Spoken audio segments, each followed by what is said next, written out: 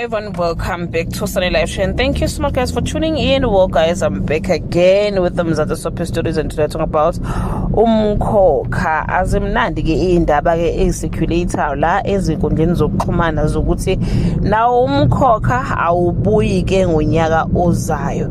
This comes shortly after the executive producer of the show, ubaba ke uDumandlovu, was arrested for alleged fraud and tax evasion.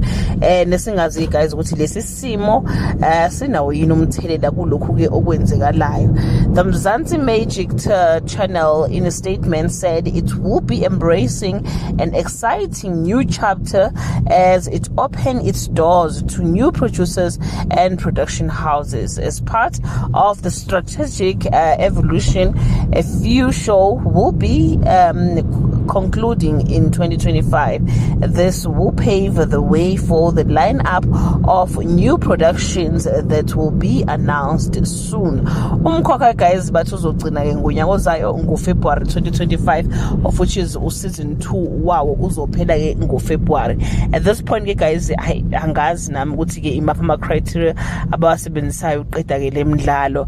Last time I check bekubhekwa ke i-viewership nane respond ke public ke to what istory lesisuke izidlala. So njengamanje guys, ngokubona kwami lokwazi kwami Umkhokha uyathandwa kakhulu, nayo futhi my brother's keeper ekubiya ukuthi nayo iyaphela iyathandwa kakhulu. They'll be trending #1 on Twitter every day, but ke kuqedwe leyo mdlalo ke ethandwa ke angabantu. So ke asazi ukuthi kahle kahle ke kusebenzisa iphi criteria ke manje. Becicisa ke Umphila lapha ku Twitter abantu bebuza ukuthi kanti baphela nini ko generation no scandal. Uthi ke lezi izitori eziphelayo zama telenovela vele siyashaya isikhathi sazo sokuthi ziphele sefishane vele compared to ama soapie. So guys angazi ukuthi uma ufuna isitori sakho sibe isoapie wenze njani.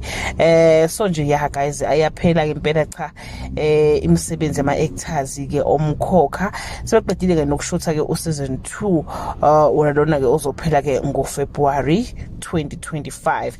That brings us to the end of this video. Do leave your comment below and share your opinion about lezi ndaba lezi ke. Bye.